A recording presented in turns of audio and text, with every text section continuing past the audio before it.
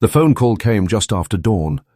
A trembling voice reported a disappearance, the kind that didn't yet sound like an emergency, just worry wrapped in forced calm. It was Claire. She spoke carefully, as if rehearsing each word. "My mother hasn't come home," she told the dispatcher. "Margaret Hayes. She's 71.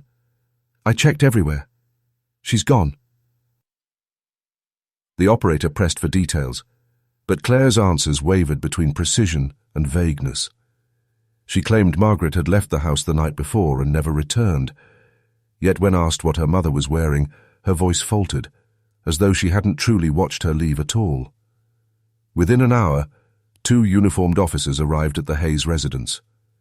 The neighborhood was still asleep, curtains drawn against the pale morning. Claire greeted them at the door, hair disheveled but makeup carefully applied, as though trying to look both worried and put together. "She never does this," Claire insisted, leading them inside. "She's always home, always." The house was spotless, almost too clean. A faint scent of bleach lingered in the air, masking the natural smell of an older home. One officer scribbled notes, while the other asked routine questions. When was Margaret last seen? Did she suffer from memory loss? Had there been arguments? Claire shook her head quickly at the last one, a little too quickly. Neighbours soon peeked out from behind their blinds. By mid-morning, detectives began knocking on doors. Most of the residents described the same thing, a mother and daughter who seemed inseparable. They gardened together, shopped together, even took long walks side by side. But others, when pressed, hinted at tension. They'd overheard raised voices through open windows. They'd seen Margaret walking alone more often in recent months, looking weary, sometimes even frightened. "She adored her daughter," one neighbour said, softly, but sometimes it felt like Claire kept her on a leash. Police took the statement down but didn't linger on it. People talk, families fight. A missing person report rarely began with something sinister. Back inside, Claire tried to direct the investigation herself. She pointed them to Margaret's bedroom, where the bed had been neatly made. "She didn't sleep here last night," Claire said firmly, but the sheets looked freshly tucked, as though someone had smoothed them only minutes earlier. "She could have wandered off," one officer suggested. "No," Claire snapped, then softened her tone. "She wouldn't leave me. She wouldn't leave home without telling me." The officers exchanged a brief glance, the kind reserved for things that felt off but weren't yet evidence. They filed the report, promised to circulate Margaret's description, and left with the assurance that someone would be in touch soon. Claire stood on the porch watching them go, her hands trembling at her sides, her jaw set as though holding back something unsaid. That evening, the street was lined with neighbours whispering about the sudden disappearance. Flyers were printed, photographs of Margaret smiling in her garden taped to lampposts. Claire made a show of walking door to door, eyes glassy, voice breaking as she asked if anyone had seen her mother. Her performance was convincing enough to draw sympathy. Yet behind her tears, there was something unblinking in her gaze, something that made people uneasy without knowing why. As night fell, police cars circled the area one last time before pulling away. The house grew silent again. Lights dimmed. On the driveway, a single car sat untouched. Margaret's. The old sedan glistened faintly under the streetlight, its windows dark, its presence unexplainable. If Margaret had truly vanished, why had she left her car behind? The engine was cold. The kid out. Eyes were nowhere to be found, and the house, immaculate as it seemed, hummed with secrets just beneath the polished surface. The search had begun, but already the shadows felt thicker around the Hayes home. The following morning, detectives began canvassing the neighbourhood more thoroughly. The chilling image of Margaret's car parked untouched outside her home lingered in their minds. Something about it didn't sit right. At first, conversations with neighbours painted a portrait of an almost idyllic bond. "Claire was always there for her mother," said Mrs. Turner, the woman across the street. "She never let Margaret lift a finger. Groceries, doctor's appointments, even lawn care. Claire handled it all. A saint if you ask me. The word saint was repeated more than once that day. Loyal, devoted, selfless. Those were the phrases that came up in casual interviews. But as detectives dug deeper, cracks began to show beneath the polished surface. She kept Margaret close, another neighbour admitted carefully, glancing over her shoulder as though afraid of being overheard. Too close, maybe. It was like Margaret couldn't make a move without Claire knowing. The detectives pressed for details. That's when whispers began to spill. Arguments over money. Shouting matches that carried through thin walls on summer nights. Margaret had inherited a modest sum after her husband's death, money that neighbours suspected was dwindling faster than expected. She once told me she felt like she had to ask permission to use her own money, a friend named Evelyn later revealed. What unsettled investigators most were the quieter confessions. Margaret, in hushed tones to friends, had spoken of feeling trapped in her own home. She loved Claire, Evelyn said, but she said the house didn't feel like hers anymore, like she was a guest, not the owner. She was worried about something, though she never finished the sentence. Every time I asked, she changed the subject. The image of the perfect daughter was beginning to distort. Claire's devotion was no longer simple loyalty. It carried an edge of control. Meanwhile, Claire herself was eager to maintain her role as the grieving child. She made coffee for the detectives when they stopped by, handed them photographs of Margaret laughing in the garden, and spoke with deliberate composure. "My mother's my best friend," she insisted. "She's my whole life. I don't know how I'll go on if she doesn't come back." Yet even in these performances, subtle notes of impatience bled through. She interrupted questions before they were finished, corrected minor details, and grew defensive when asked about finances. When one detective mentioned the inheritance, Claire's eyes hardened. "That money is for her care," she said sharply. "And mine when the time comes. Families plan for the future. That's not a crime." The detectives noted her tone but let it pass. For now. By evening, their notebooks were full of contradictions. To some, Claire was the image of devotion. To others, she was suffocating, perhaps even manipulative. Somewhere between those two versions, the truth waited. As they prepared to leave, one detective asked about the basement.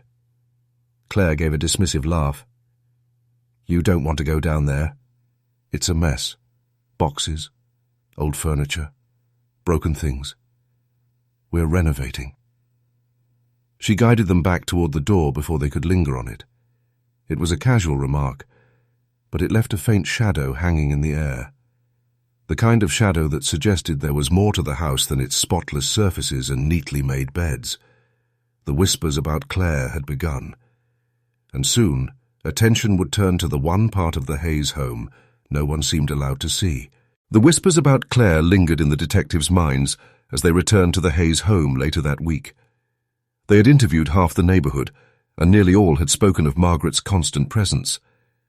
Yet no one had seen her in days, and her car remained untouched in the driveway, an immovable reminder of her absence. Inside, Claire welcomed them again, though her hospitality had lost its shine. She moved briskly, offering no coffee this time, her arms folded tightly across her chest. "You've already asked me everything," she said. "I don't know what else you want." Detective Harris scanned the tidy living room. His eyes drifted toward the hallway where a narrow door stood closed, paint chipped around the handle. The first time they'd visited, Claire had mentioned renovations, brushing it off with a laugh. This time the silence around it pressed heavier. "What's down there?" Harris asked casually, pointing toward the door. "The basement," Claire replied, too quickly. She forced a smile. "You don't want to see it. It's a disaster. Boxes everywhere, broken furniture. I'm trying to clean it out little by little." Her words were light, but her body betrayed her. She stepped slightly in front of the door, as though shielding it. The detectives exchanged a brief look, silent agreement passing between them. Something was off. Still, without a warrant, they could only observe. Harris made a note in his pad, while Detective Miller shifted his stance, letting his gaze linger. Dust collected along the doorframe undisturbed. A faint smell wafted from beneath. Damp wood, mildew, and something metallic. Not strong, but noticeable enough to tighten the air. "Renovations, you said?" Miller asked. "Yes," Claire replied. "Water damage. The whole place is musty. I'm embarrassed for anyone to see it." Her laugh rang hollow. The conversation moved on, but the tension lifted. Claire steered them back to the kitchen, speaking quickly about her mother's health, about prescriptions Margaret needed, about how much she worried every day. Her voice wavered between practiced concern and simmering frustration, as if she were irritated by the very act of being questioned.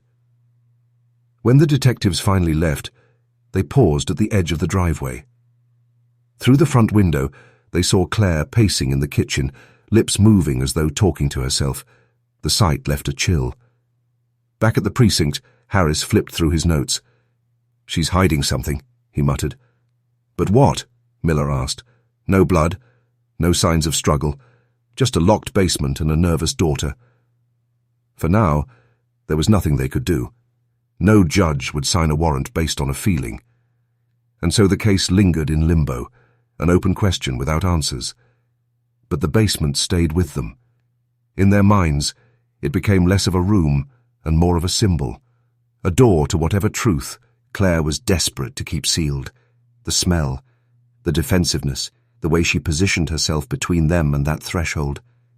Something lived behind that door. And until they found out what, Margaret Hayes was both everywhere and nowhere. Missing, yet not entirely gone.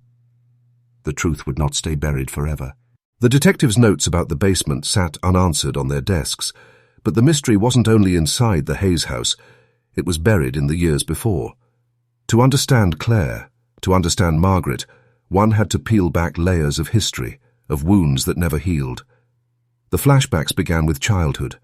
Claire had been a quiet girl, wide-eyed and obedient, always walking a half-step behind her mother. Margaret, beautiful in her youth but sharp-tongued, demanded order in every part of life. "Straight A's, Claire," she would say, tapping a graded paper with a manicured nail. "Perfection isn't optional in this family." When Claire succeeded, Margaret rewarded her with affection so fierce it felt like sunlight. But when she faltered, even slightly, the warmth turned cold. "Do you want to embarrass me?" Margaret hissed once when Claire brought home a B in mathematics.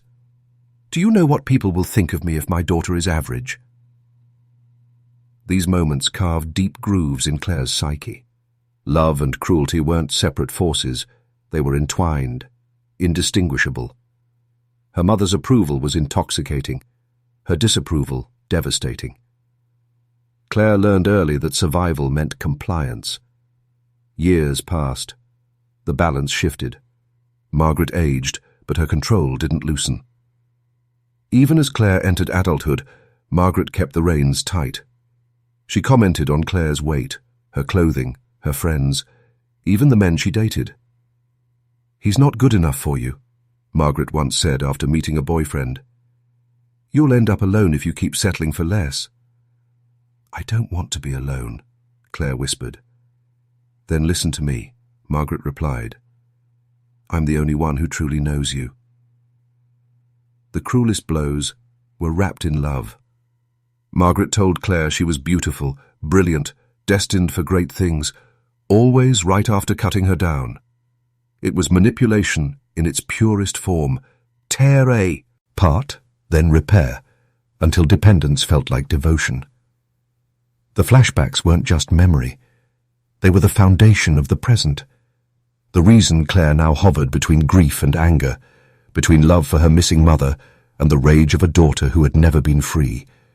Late one night, in the years before Margaret's disappearance, an argument boiled over in the kitchen. Claire had just discovered that her inheritance, money her father had set aside for her future, was locked in accounts under Margaret's sole control. "You promised me!" Claire shouted, fists clenched at her sides. I promised nothing, Margaret said coolly. That money is for this family, not for you to waste on foolish dreams. It's mine too. Margaret leaned in close, her voice dropping to a whisper. Nothing is yours, Claire. Not while I'm alive. The words struck like a blade. Claire never forgot them. Back in the present, detectives began to suspect what those closest to the family had long sensed. The relationship wasn't the story of a perfect daughter and a beloved mother. It was a story of control, of dependency, of old wounds that had never closed. But if Margaret had been controlling, had she also been in danger? Or had Claire, shaped by years of emotional suffocation, finally snapped? The truth was still locked in the house, locked behind a door that smelled of mildew and metal. And as investigators began digging deeper, a new figure stepped into the story, a friend from Margaret's past who claimed to know secrets neither mother nor daughter had ever spoken aloud. Her name was Evelyn Carter, and she arrived at the precinct one grey afternoon carrying a folder of photographs and a look of reluctant determination. A lifelong friend of Margaret's, she had avoided the spotlight until whispers of Claire's inconsistencies reached her. Now, her conscience refused silence. I need to tell you something, she told Detective Harris. Margaret came to me, not long before she disappeared. She was frightened. The detectives leaned in. Evelyn's voice dropped lower. She said Claire was planning something. She wouldn't say exactly what, but her eyes told me she was terrified. She said she didn't feel safe in her own house. The statement cracked the case open in a way no neighbour's speculation had. Unlike gossip, this was intimate, personal, rooted in years of friendship. Evelyn produced a faded photo of herself with Margaret at a church event, both women smiling, arms linked. She trusted me, Evelyn whispered. But she begged me not to tell anyone, said Claire would punish her for it. The detectives asked why she had waited until now. Evelyn looked down, ashamed. I thought maybe she was exaggerating. They fought often. Mothers and daughters do. But when the days passed and no one saw her, I knew I had to come forward. That evening, police returned to the Hayes residence, their questions sharper, their patience thinner. Claire met them at the door, her hair pulled back, her eyes red-rimmed, as though from crying. She clutched a tissue that was far too dry. Have you found her? She asked, voice trembling. We need to go over some details again, Detective Miller replied evenly. Neighbours mentioned arguments about money. A close friend said Margaret feared you might be planning something. Care to explain that? The tissue twisted violently in Claire's hands. Planning something? She repeated, forcing a laugh. My mother was paranoid. She didn't mean that. She wasn't well. Her tone cracked. She caught herself too late. Harris watched her carefully. Paranoid or afraid? Claire's eyes filled, though no tears fell. She pressed a hand to her chest, her performance wobbling between grief and irritation. I've done nothing but care for her. Every single day. I gave up my life for her. And now people are turning me into a villain? Her voice rose, echoing through the spotless house. The detectives remained still, letting her words hang heavy. After a long silence, Claire's shoulders sagged. She dropped into a chair at the dining table, head bowed. When she finally spoke again, her voice was barely audible. She never understood how much I sacrificed. None of you do. The words chilled the room more than any denial could. The detectives exchanged another look. Evelyn's testimony had shifted the ground beneath Claire's feet. She could act the grieving daughter, but every gesture now felt rehearsed, every crack in her composure more telling than the last. And still, the door to the basement remained locked. The time for suspicion was running out. Soon, they would need proof.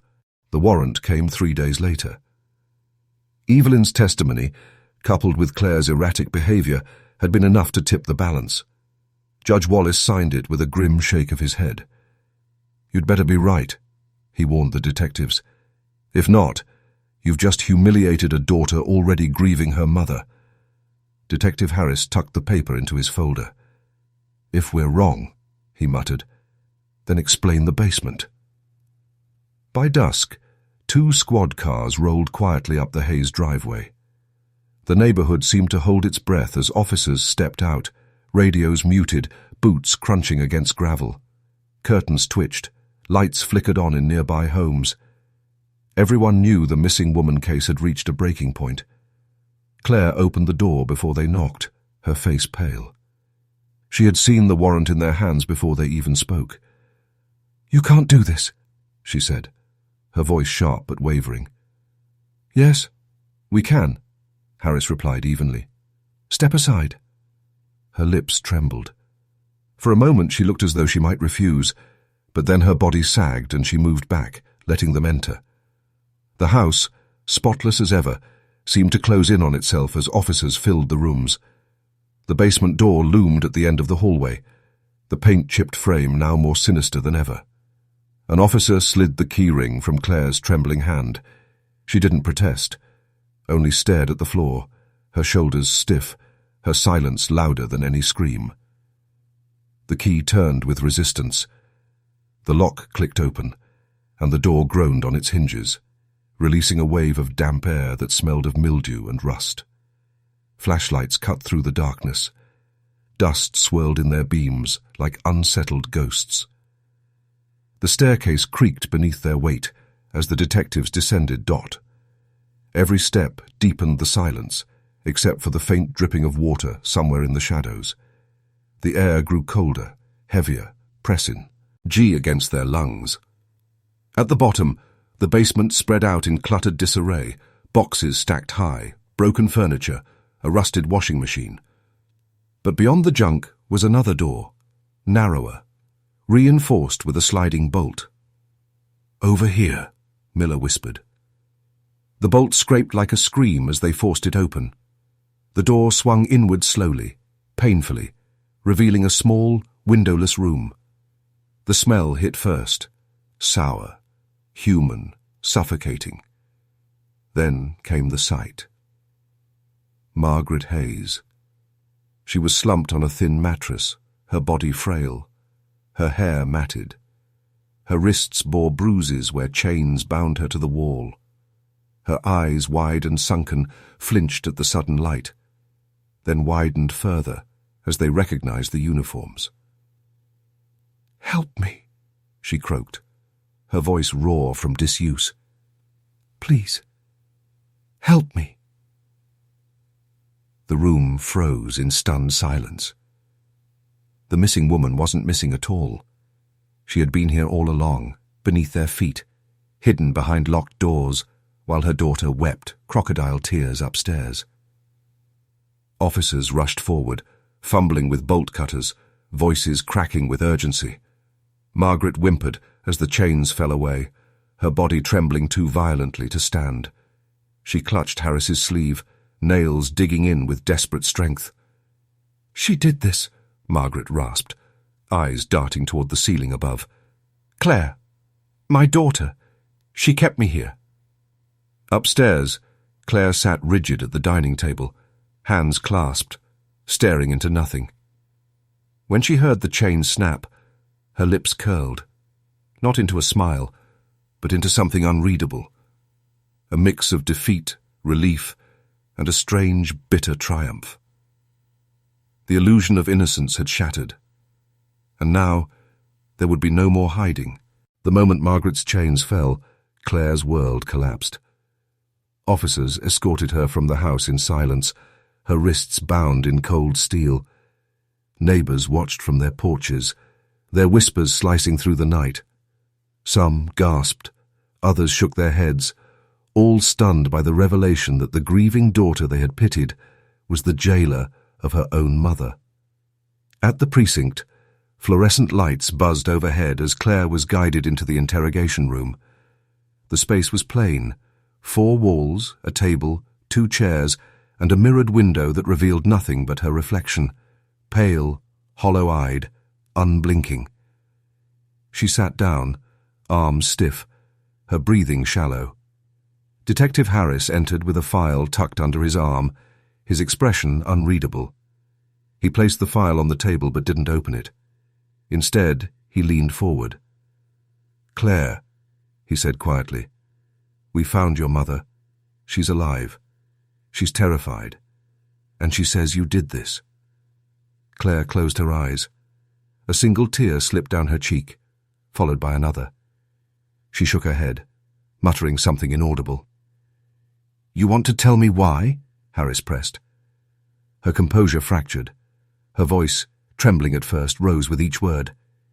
"You don't understand. You never lived with her. You don't know what it was like to be her daughter. Nothing was ever enough. Every meal I cooked, every dress I wore, every grade I brought home, it was never right. She carved me into her image, piece by piece, until there was nothing left of me. Nothing." Her sobs broke into gasps. She gripped the edge of the table as if to steady herself, but her words kept spilling out, years of silence erupting all at once. "When I was a child," she whispered, "she would smile at me in front of others, praise me, call me her perfect girl, but behind closed doors she cut me down. Every compliment was a blade, every kindness was bait. And I," Claire's voice cool, "racked. I loved her. God help me, I loved her even as she destroyed me." Harris listened without interruption, his jaw tight. "So you locked her in a basement?" he asked finally, his tone sharp but not cruel. Claire's tears came harder now, soaking her cheeks, her hands trembling. "I just wanted her to stop. I wanted one day where I wasn't the disappointment, the failure, the burden. I thought if I held the power, if she depended on me, then maybe she'd finally see me. Maybe she'd finally need me." The room went quiet, her confession hanging in the air like smoke. The mirrored glass hid the silent audience beyond. Officers, lawyers, perhaps even Margaret herself in another room, waiting to hear the words her daughter now spoke. Claire slumped forward, forehead against the table, her voice reduced to a broken whisper. "I didn't want to kill her. I just wanted her to feel what I felt, to know what it was like to be trapped." For the first time, Harris opened the file, sliding photographs across the table. Images of the basement, the chains, the bruises on Margaret's wrists. Claire recoiled as if struck. The line between victim and perpetrator had blurred beyond recognition. Claire was both, the wounded child and the tormentor, the product of cruelty and the author of it. When Harris finally stood, he spoke softly. "The court will decide what happens now.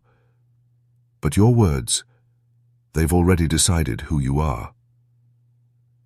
Claire wept into her hands as the door opened, the clink of handcuffs echoing through the room.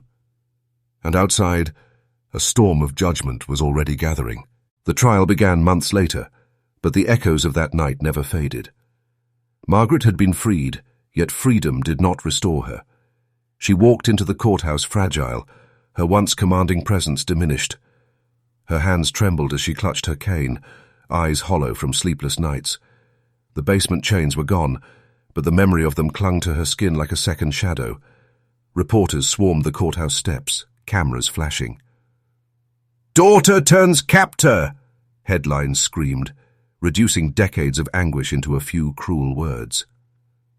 To the public, it was a sensational crime. To Margaret, it was the unraveling of her life. Inside the courtroom, Claire appeared pale and gaunt in her prison uniform. She avoided her mother's eyes, though occasionally her gaze flickered toward her, filled with a desperate, unspoken plea. The jury watched with grim attention as the prosecution painted Claire as a monster, methodical, manipulative, and heartless. Photographs of the basement, the rusted chains, the bruises on Margaret's wrists were laid bare before strangers. Each image was a blade. But the defense told another story.